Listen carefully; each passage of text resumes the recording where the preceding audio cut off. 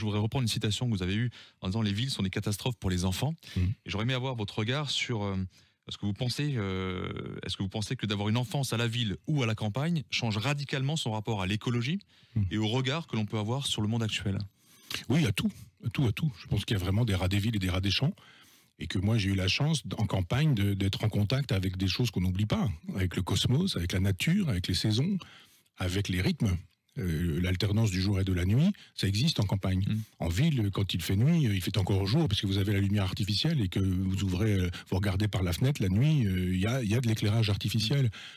Dans la campagne, vous ouvrez la fenêtre, dehors, c'est le noir. Et les gens n'ont pas l'habitude du vrai noir profond.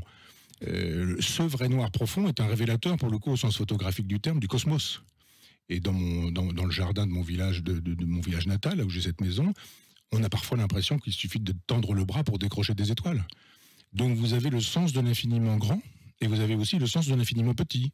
C'est-à-dire, si vous avez la chance d'avoir des fleurs, des arbres, ben vous les voyez vivre. C'est-à-dire, vous voyez la naissance d'un bourgeon, vous avez les petits poils du bourgeon, vous pouvez toucher, il y a cette douceur, puis d'un seul coup, vous avez un petit peu de vert qui apparaît parce que la feuille est là, puis la feuille va s'ouvrir, puis la fleur va arriver, puis le fruit va apparaître, et puis le fruit va se taveler, il va disparaître, il va tomber si vous le ramassez pas, et puis les feuilles vont perdre, il y aura plus de sève, parce qu'effectivement, l'arbre comprend qu'il y a moins de lumière, et que ben, il est temps de faire des économies, donc la sève descend dans les racines en attendant le retour de la lumière, et à ce moment-là, vous vous dites, mais c'est fini, c'est la mort, puis en fait, la saison suivante, ça recommence, donc vous comprenez qu'il y a un cycle. Il y a le cycle du jour et de la nuit, il y a le cycle des saisons, et vous comprenez que, alors ça rend pas forcément déiste ou théiste ou croyant, mais ça permet justement le cosmos, qui étymologiquement signifie l'ordre, quoi.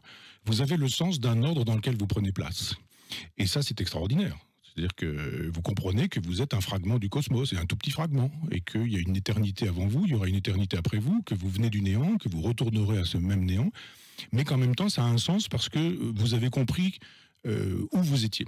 Petit point dans l'univers, mais au moins vous savez ce qu'est l'univers. Dans la ville, il n'y a pas ça.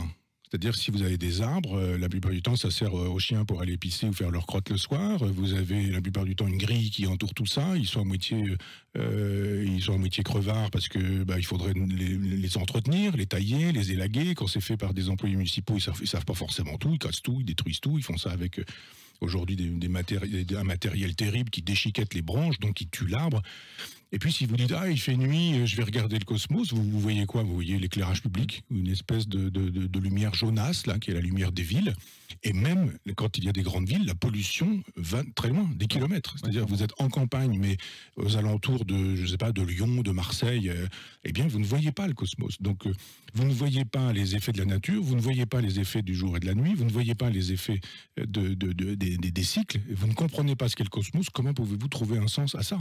Donc, les enfants, moi, j'ai eu une enfance assez proustienne dans ce sens, parce que on allait dans la rivière, on allait pêcher des têtards, on allait des poissons, on allait voir des têtards dans les mares, on regardait comment les têtards évoluaient, on voyait des couleuvres, on apprenait à les distinguer des vipères, il y avait des couleurs différentes et multiples et incroyables, c'est-à-dire les ramages des fleurs, c'est impensable.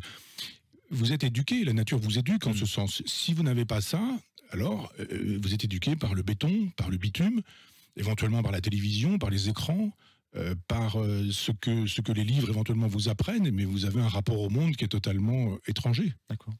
Et en tout cas, vous êtes un être humain différent si vous avez vécu à la campagne ou à la ville. Oui, je le pense. Bon, même si on sait que à la campagne, la journée on s'ennuie et la nuit on a peur, selon les